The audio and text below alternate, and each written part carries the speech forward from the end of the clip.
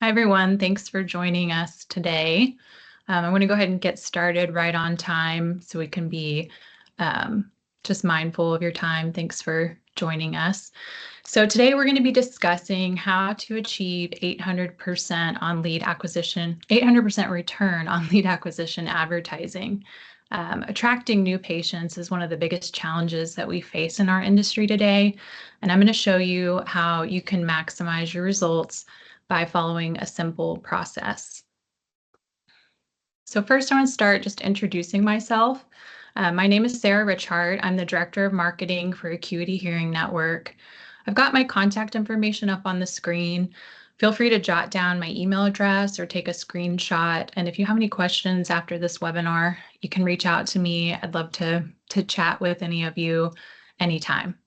So I have worked with a wide variety of hearing clinics for more than 20 years, everything from like a single location practice to manufacturer-owned group with nearly 300 clinics. So I've had a pretty unique formation in that I've had exposure to many clinics over the years. And so I not only understand the marketing side of it, but also how marketing relates to clinic operations. And I think that marketing without that connection can fall short. So if you're trying to attract and retain new patients, if you don't have a thorough understanding of the business in general, it will be a challenge to really maximize those results. So this webinar in particular is part of an educational series hosted by Acuity.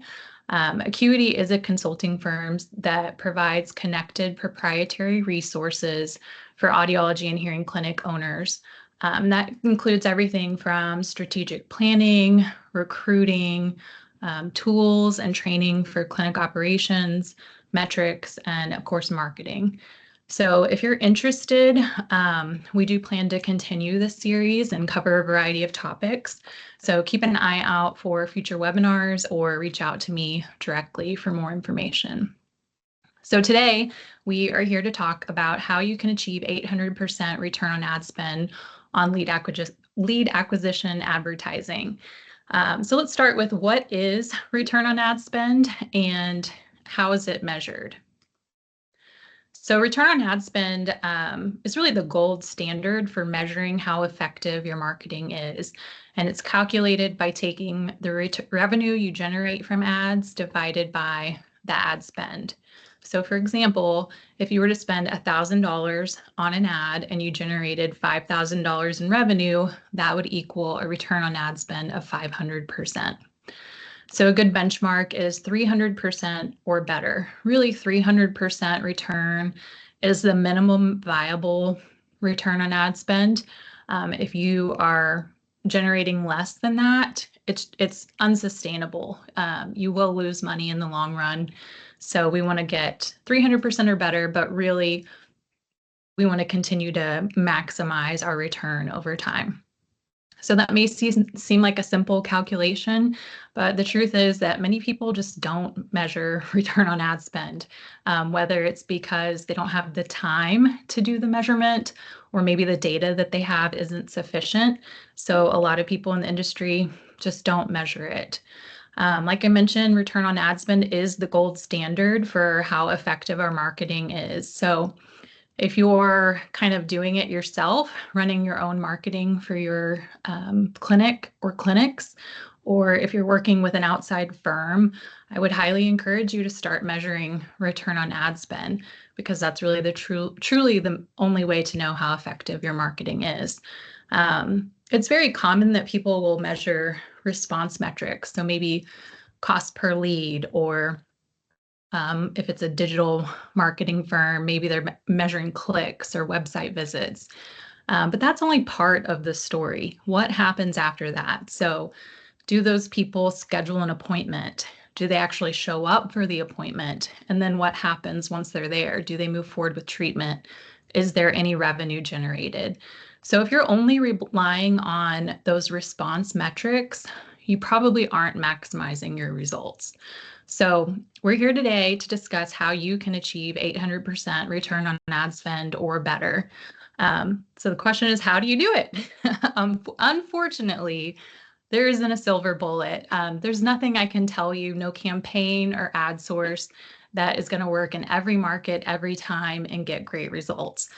It's just not how it works. But thankfully, there is a process you can follow to figure out what works for you and your market and what can get you sustainable results. So that's what we're going to talk about today.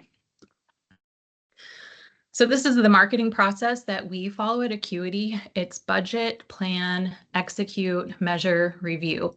Notice it is a cyclical process. It never ends. Our job is never done. We have to continue to innovate and fine-tune the process over time. So you have to be really dedicated to following this process long-term in order to achieve maximum results. So I'm going to go through it step by step with you guys. By the way, hopefully at the end here we'll have some time for a brief Q&A session. So if you have any questions, there should be an opportunity for that at the end, but if not, feel free to reach out to me with any questions you have. Okay, so starting with budget. First of all, if you have more than one clinic that you're working with, you'll want to set a unique budget for each location. We typically recommend that you budget between 8 and 12% of sales for marketing. So I'm going to give you a couple examples. In this example, we're looking at a clinic that's doing $500,000 in sales. So if you take 500,000 times 8%, that gives us $40,000 annual marketing budget. If you divide that by 12 months, that's about $3,300 a month. 12%, the math works the same. We end up with $5,000. So somewhere in that $3,300 to $5,000 range is what you'd want to budget if your clinic's doing $500,000 in sales. A mistake I commonly see is that people either over or underspend on marketing. So if you overspend, of course, that's a problem because you're eating into your profitability for one. Also, you are going to hit a point of diminishing returns where you can't just keep throwing money at the problem forever. You won't be able to maintain that healthy return on ad spend. So your return on ad spend will be poor and your profitability will be poor as well. Now, if you spend too little, you're not going to generate enough new business to grow. So keeping it in that sweet spot is really important. Now, I will say not every clinic falls into 8 to 12%. That's just a general rule. If you've got a brand new clinic starting from scratch, you have no database to work with, then you might expect to spend like 15 to 20% the first year or two as you're building it up. So now we're going to move on to plan. I'm going to show you a real plan from a real clinic that we work with. This clinic, St. Augustine, it is a brand new clinic. They opened in October of 2023, started out part-time, and then they became a full-time clinic just February, I believe. So they're having a really strong start, and they're on pace to do $750,000 in sales this year. So you can see up the top here, we've got our bookends of that 8 to 12% spend. So 8% would be $5,000 a month and 12% would be $7,500 a month. So that's how much we've budgeted for this clinic. So now we're going to move into the plan. So first things first, we always plan for patient retention efforts first. This is super, super important because one, it's way more cost effective. In fact, we find that we get about 10x results from our patient remarketing efforts compared to lead acquisition.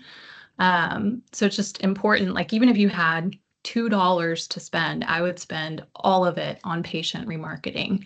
So we want to account for that first. If you need help with remarketing, by the way, we have a great remarketing program. I'd be happy to chat with you about another time, but I know a lot of different firms have it. You can do it yourself, but you want to make sure that you're marketing to your existing database on a regular basis. Okay, so that's the first thing. And now we need to go budget for lead acquisition or plan for lead acquisition, I should say. So this can be tricky. It's like, where to put your money. I would say first thing I would do is consider what are your set expenses. So for example, St. Augustine is one clinic in a group of 7. So there are some set expenses that we know we're going to have to allocate to this clinic. Like they have a website, so they need to share in that expense. They have a physician marketer who goes out into the community and networks with physicians to generate physician referrals. So they're going to share in that as well. So that would be the first step. The second thing to consider would be what has worked well for you in the past in this market, if anything. So we happen to know in this region, we get excellent direct mail response. So we know for sure we're going to spend a good chunk of our budget on direct mail because it performs really well in this region. When you're thinking about direct mail, I would say, I hear a lot of people say it doesn't work anymore, and I just haven't found that to be true. I can see that certain campaigns don't work well, maybe certain footprint targeting doesn't work well, but in my experience, direct mail still performs well in the overwhelming majority of markets. So if you have kind of soured on direct mail or maybe you haven't tried it before, I would just say start conservatively. So when you want to go select zip codes to mail to, you want to be conservative. Here's a map just to show you an example. We use special mapping software, which helps us analyze markets. But if you're just getting started, you're just going to have to make an educated guess. If you're in a new market, you don't know, you don't have any data to rely on, you're going to make an educated guess. But again, stay conservative. So you want to consider things like natural geographic barriers. We worked with a client in Richmond, Virginia. They were just north of the river, and people south of the river would not cross the river. So you don't want to market to people south of the river. Same thing, sometime like a major highway can create a natural geographic barrier where people on the east side of that highway do all of their trading on the east side of the highway. They rarely go to the west side of the highway. So think about that as it relates to your market. Another thing that the mapping software we do allows us to see drive times. That can be super helpful in more congested markets, where maybe just because it's 5 miles away, it might be a 30-minute drive. So things like that can be really helpful. For St. Augustine, when we first started marketing for this clinic, we were only targeting 3 zip codes. Since then, we've added a 4th because the data supported making that move. But again, we started very, very conservatively. Some other things you can look at with map software would be like if you have an existing clinic, what we like to plot, this is an example of another clinic we work with. We plot how much revenue per 1,000 seniors we've generated in the last year by zip code, and then also how many active customers do we have per 1,000 seniors in each zip code. So that can be really helpful. And doing it per 1,000 helps you kind of equalize the various sizes of zip codes. So you might have one zip code with 500 people in it and another with 5,000. So you better be generating 10 times the revenue in that bigger zip code to justify it. So looking at it by 1,000 tends to be helpful. Here's one other view I wanted to show you, which is just plotting your active customers. This is helpful not only for zip code footprinting for mail, but also like if you're going to relocate a clinic, this can be really helpful to see where your current patients live. Okay, so back to the plan for St. Augustine. Based on the zip codes we're marketing to, we decided to choose a demographic of age 65 plus with an income of 30,000 plus, which for them is 17,000, roughly 500 people. So we took that total count and we divide it into six parts, and then we mail it twice a month. So I will say that is not typical. That is a lot of direct mail, but like I said, direct mail performs well in this market. We're getting a great return on ad spend, so it's justified. With anything, there is that point of diminishing returns where you can spend too much. So you just want to measure it and be really careful not to overspend in an area that's not performing well. So now the grand total for St. Augustine, this plan, is just shy of $6,500. That's 10.3% of their sales target. So right in that healthy 8 to 12% range. It's right in that sweet spot. So that looks like a good plan. So we've done the budget, we've done the plan. Now we go and we execute it. So execution is going to look different based on your plan. So every market's going to be a little different. So I just wanted to share some tips for execution that might help you along the way. So the first tip is plan the work and work the plan. You need to just stick to it for a period of time and measure how well it's working and then reevaluate. What you want to avoid is what I call reactionary marketing. I've seen a lot over the years where a client will come to me and say, well, my competitor is doing X. I should be doing X as well. And I like to say, your competitor doesn't know what they're doing either. They're likely not measuring it. They don't have a silver bullet either. So just going and doing what they're doing because they're doing it isn't wise. We want to stick to the process, and maybe you can test what they're doing at some point, but you don't want to do that reactive marketing. You want to follow the process. Okay, so number 2 is negotiate. I would say with every media, you want to negotiate. Whatever pricing they come to you with, that's not their final pricing. I mean, it's almost always negotiable. So whether that's digital efforts or, traditional like direct mail, newspaper, TV, all of it is negotiable. It doesn't hurt to ask after they've sent you a quote. Can you do any better on that rate? Or what is your best rate? Can you do pay for performance? You want to negotiate those contracts the best you can. Another thing I would say is if you're working with an outside firm, I would look to them for transparency on, do they mark up the media? It's very typical that that's how agencies and marketing firms make money. And I'm not faulting them for it. They have to make money somehow, but you want to know exactly what that means. So a lot of times what we'll see with digital media is that it's being marked up 20%.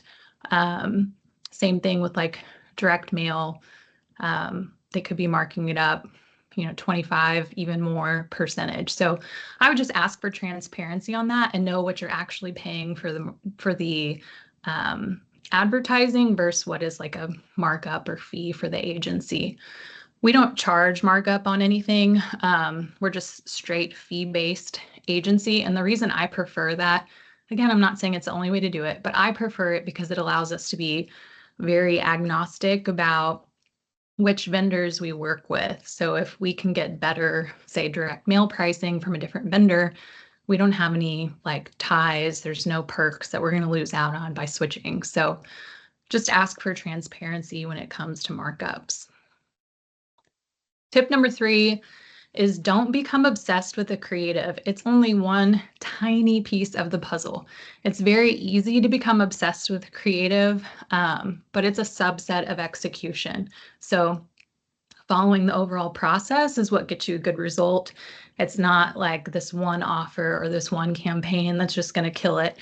So don't become too obsessed. And I would say if you're an owner operator where you're actually the clinician in your business as well, chances are good that an ad you like is not going to work well. I've just seen it time and time again. In fact, as a marketer, the ads that I like don't usually work well. I've seen that the prettier the ad, the worse the response. It's like our target audience tends to like things that are more educational in nature. It's very rare that we advertise product in our advertising because they don't want to buy hearing aids. They want to fix their hearing problem. But anyway, don't become obsessed with the creative. Tip number 4 is when you test something new, start small. So for example, if you're going to test a new direct mail piece, don't go run it for your whole month and spend your whole budget on that. Because if it flops, you've just sabotaged your whole month. So what we like to do is then test no more than 50% of whatever we were planning on doing. So If we want to test a direct mail piece, we would send half the new creative and half against a proven creative that we know is going to pull well.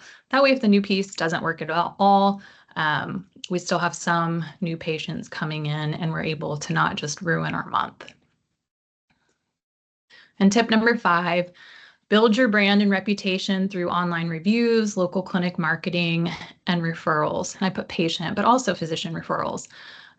All of that brand and reputation will bolster your results from all of your marketing efforts. We see that a lot with this clinic group that I'm my sample clinic here. They have a ton of really great reviews on Google.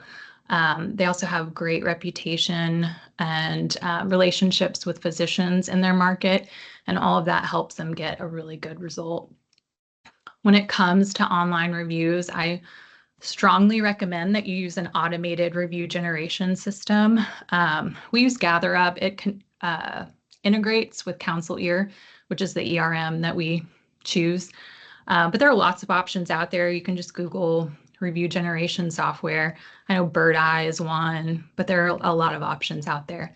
If you can find one that integrates with your patient management software, that's even better, because again, you just want it to be as automated as possible.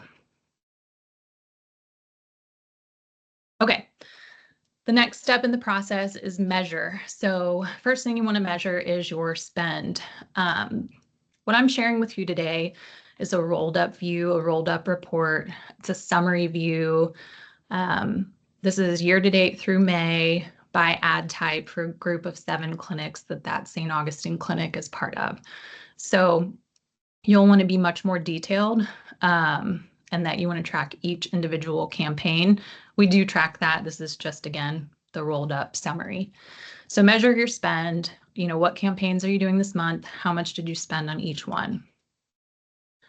Then you want to go track the response metrics. So you want it to be as objective and automatic as possible. I strongly recommend using call tracking for anything that requires a phone call. And then, of course, you're going to have your digital tracking on anything online. So if you can't measure it automatically, objectively, I would caution you to consider not doing it. If you can't measure it, you should consider not doing it.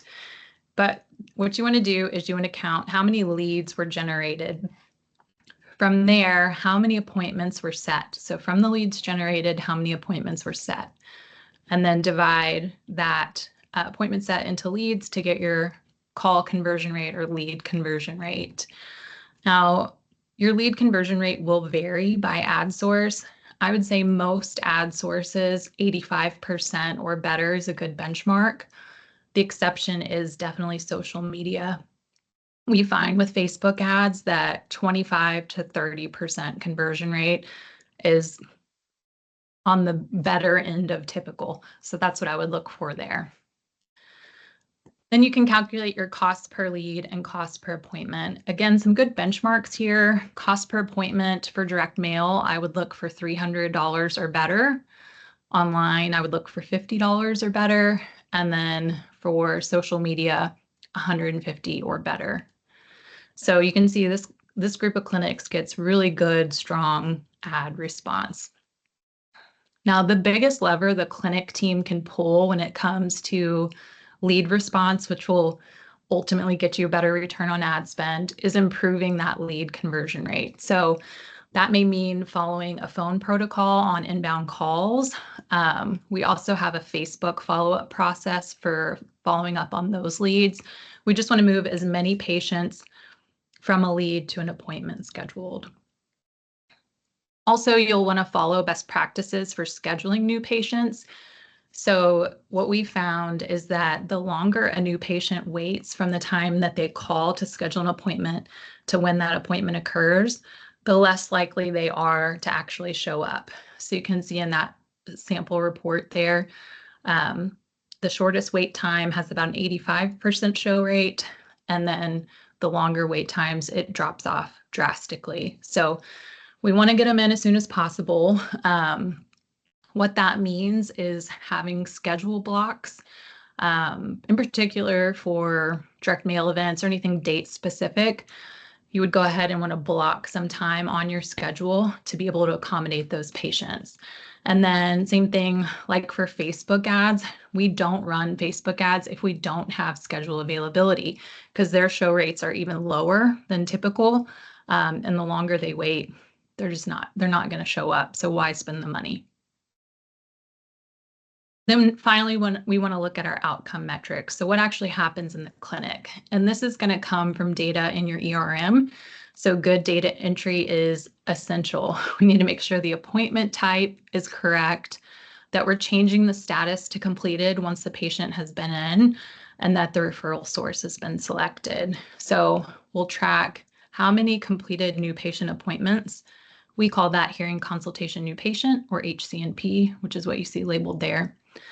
Then how many of them move forward with the hearing aid transaction? And then we divide that to give us the close rate. Then ultimately, excuse me, how many units were sold, how much net revenue was generated so that we can calculate our return on ad spend. So again, that's net revenue divided by the cost. So this group of clinics year to date, they're at 807% return on ad spend, and they're not perfect. They do get a good ad response, which helps a lot, but their call and lead conversion rates are not special. Their close rates are not special. So we could definitely improve the return on ad spend by making adjustments with those two data points. In fact, the St. Augustine clinic that we were looking at before, they have a 1,700% return on ad spend year to date. So not only is 800% achievable, it's kind of the tip of the iceberg. You can do way better than 800%. The biggest lever that the clinic team can pull as it relates to the outcome metrics is the close rate. So we definitely recommend following a process to maximize treatments moving forward 25% or better of those new patients into treatment. Okay, and the final step of the process is review. So you want to look at how you're doing and how it's performing. You don't want to look at it too often because you won't have enough data to make good decisions, but you want to look at it often enough that if something's not performing, you can fail fast. So we recommend a monthly metrics review where you sit down, look at all the data, and make adjustments. So you'd adjust the budget, like if the clinic is either surpassing their target for the year and we want to increase the budget, you can do that, or vice versa. Then to the plan would be if we want to reallocate some of the budget differently based on response, we would do that. And then adjusting execution might mean changing up the offers, changing up, just some of the execution of the plan. So if you can build the discipline to follow this process of budget, plan, execute, measure, and review, you will maximize your lead acquisition return on ad spend over time. And that is how you can achieve 800% or better return on lead acquisition advertising. So I think, we just have a couple of quick minutes. Maybe we have time to take one question. If anyone has a question, just type it out in the chat feature. Megan and Rebecca are monitoring the chat and can relay that to me.